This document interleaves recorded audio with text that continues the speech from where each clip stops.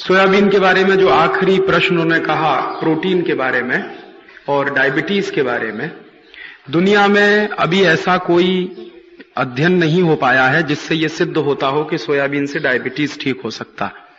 Soybean से diabetes ठीक होने की बात कुछ वैज्ञानिक कहते हैं, लेकिन अभी कुछ सिद्ध नहीं हुआ है और इसलिए दवा के स्वरूप में और मेडिसिन के रूप में अभी तक दुनिया में कहीं कोई उपलब्ध नहीं है।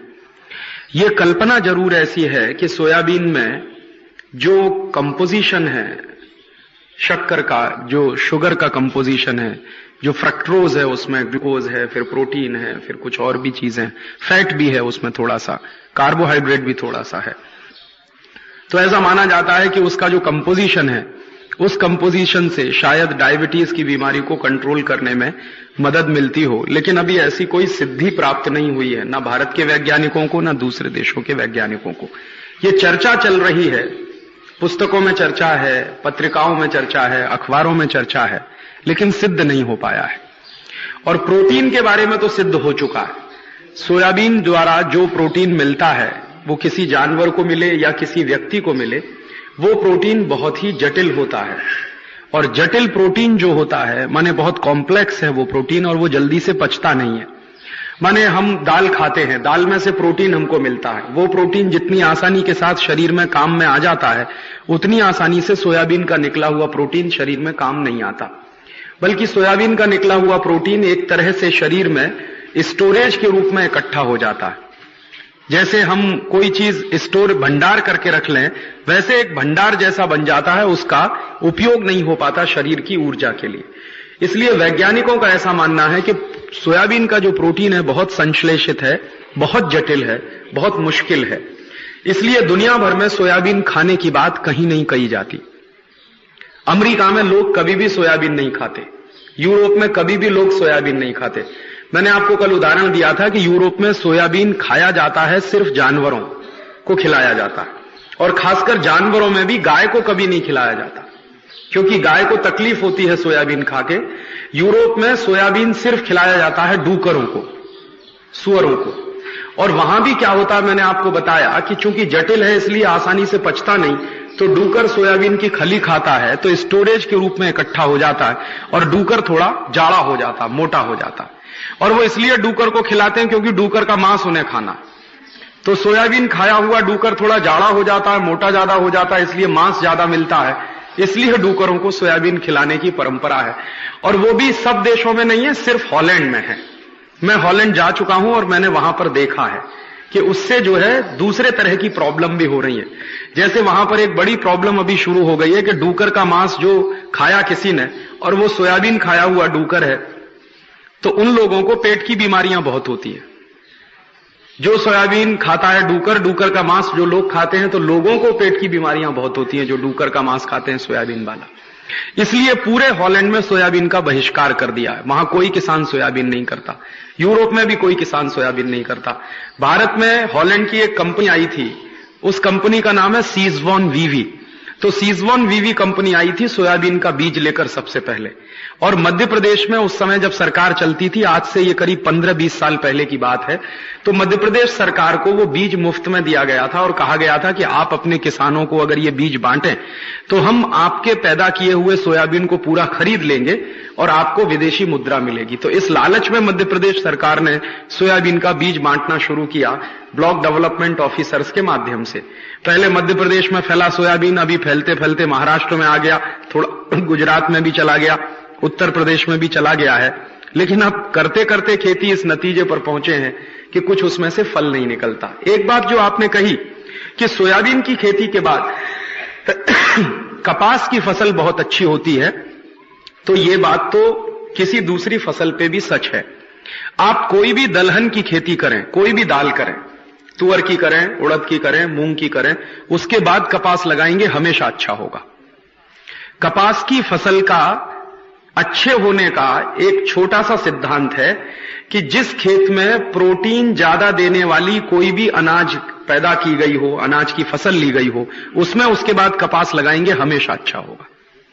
और इसी तरह से एक और दूसरी छोटी सी बात है कि तुअर की दाल लगा दीजिए किसी खेत में, उसके बाद गेहूं लगाइए, गेहूं हमेशा उसमें अच्छा होगा। तो जो भी दाल है, दाल की फसल लेने के बाद अगर आप गेहूं लेंगे उसमें तो बहुत अच्छा होगा। और ऐसे ही कपास की फसल अच्छी लेनी है तो पहले उस खेत में अगर दाल लगा देंगे आप, तो दाल के बाद कपास लगाएंगे तो हमेशा कोई भी दाल लगाइए, मूंग की लगा दीजिए, उड़द की लगा दीजिए, तुअर की लगा दीजिए, किसी भी किस्म की दाल लगा दीजिए जिसमें प्रोटीन की मात्रा ज्यादा होती हो, तो हमेशा कपास की फसल अच्छी होगी। सिर्फ सोयाबीन से कपास की फसल अच्छी होती है, इससे भी ज्यादा सच यह है कि किसी भी तरह की दाल की फसल आप लगाएं तो उसके बाद कपास की फसल निश्चित रूप से बहुत अच्छी होती है। और ये जो फसल चक्र का एक सिद्धांत है, और शायद इस देश में सभी किसान जानते थे आज से 200-300 साल पहले तक, लेकिन ये जो परदेशियत आ गई, विदेशीकरण हो गया हमारी खेती का, तो वो फसल चक्र का जो हमारे ज्ञान थे वो खत्म हो गए, टूट गए धीरे धीरे। तो गांव के जो बुजुर्ग हैं, जो पुराने लोग हैं, ये ज्ञान किसी किताब में नहीं मिलेगा। जो गांव के पुराने बुजुर्ग हैं जिन्होंने पुरानी खेती की है, उनसे मिलेगा कि आप क्या करते थे अपने जमाने में, क्योंकि किताबें इस पर ज्यादा लिखी हुई नहीं है, ज्यादा इस पर प्रकाशित साहित्य नहीं है। जो साइंटिस्ट लिखते हैं, जो किताबें बनाते हैं, वो भी एजम्पशंस के आधार पर हैं, अनुमानों के आधार पर है। तो उसका ज्यादा वैज्ञानिक और तथ्यपूर्ण जानकारी सीधे गांव में ही मिल सकती है। तो मेरा एक छोटा सा निवेदन है, अगर आप लोग कर सकें, इसी में मुझे याद आ गया कि हर गांव में इस तरह की फसल की जो व्यवस्था होती रही पिछले कई वर्षों से, उसके बारे में कुछ लिखित काम शुरू कर दिया जाए। जैसे मुझे दिग्रस गांव में, दिग्रस गांव में 10 तरह की फसलें होती हैं या 50 तरह की फसलें होती हैं। तो पिछले 50 साल में इनमें क्या बदलाव आया है? 50 साल पहले ये फसलें किस तरह की, 50 साल के बाद किस तरह की फसलों का प्रतिनिधित्व ज्यादा हो गया है, किस तरह की फसलों का परसेंटेज बढ़ गया है। अगर ये छोटा छोटा एक सर्वेक्षण का काम हर गांव में शुरू कर दिया जाए, तो ये जो झगड़ा है कि सोयाबीन के बाद क्या करें, या गेहूं के बाद क्या करें, या कपास के बाद क्या करें, या ऊस के बाद क्या लगाएं खेत में, धान लेने के बाद क्या लगाएं, ये झगड़े उसमें से सुलझ जाएंगे और वो ज्ञान जो हमारे पास था वो वापस हमारे पास लौट आएगा। तो मुझे ऐसा लगता है कि हर गांव में जो नौजवान साथी हैं, जो थोड़े भी पढ़े लिखे हैं, वो इस तरह का काम शुरू कर सकते हैं। और इस तरह का काम शुरू करने में गांव के जो बुजुर्ग लोग हैं, जो वडील हैं, उनकी बड़ी भारी मदद हो सकती है, जिन्होंने पिछले कई सालों से खेती की है, जिनको इस बात का अंदाजा है। तो मुझे लगता है कि इस तरह का प्रयास शुरू होना चाहिए। और कई बार किताबों में, खासकर पत्रिकाओं में, बहुत बार ऐसी माहिती आती है जो विदेशों से इंपोर्टेड होती है। सोयाबीन के बारे में जितनी माहिती भारत की पुस्तकों में छपती है, सब विदेशी माहिती है, क्योंकि सोयाबीन हमारी फसल कभी नहीं थी। ये हिंदुस्तान में 20-25 साल पहले कोई जानता भी नहीं था कि सोयाबीन क्या होता है। ये पूरी तरह से इंपोर्टेड फसल है और इंपोर्टेड कृषि का ये जो है पद्धति है सोयाबीन पैदा करने की। तो ये जो विदेशों से आने वाली जानकारी है, उसको सीधी तरह से कभी स्वीकार ना करें, क्योंकि जरूरी नहीं है विदेशों में कोई एक जानकारी सच हो वो हमारे यहां भी सच हो, बिल्कुल जरूरी नहीं है। हो सकता है वहां बहुत गलत हो और आपके यहां सच हो जाए, हो सकता है वहां सच हो आपके यहां गलत हो जाए, क्योंकि फसल चक्र जो होता है वो मौसम के हिसाब से बनता है और फसल की किसी भी स्थान पर उत्पादन की जो शक्ति होती है वो वहां की स्थानीय मिट्टी और जलवायु के आधार पर बहुत निर्भर करती है। तो हॉलैंड के लिए कोई बात एक सच हो सकती है, वो भारत के लिए सच नहीं होगी। हॉलैंड का मौसम एक तरह का है, भारत का मौसम दूसरी तरह का। तो सोयाबीन हॉलैंड के लिए बहुत अच्छी फसल मानी जा सकती है, भारत के लिए जरूरी नहीं है कि बहुत अच्छी फसल होगी। इसलिए परदेशों से कोई जानकारी आ गई है और उसको हम सत्य मान के काम करना शुरू करेंगे तो कई बार धोखा उसमें ज्यादा होता है। उसको अपने विवेक से परखें और अपनी बुद्धि से उसका टेस्ट करें और उसके बाद उसको समझने की कोशिश करें और तब उसको फॉलो करें, तो शायद ज्यादा अच्छा होगा।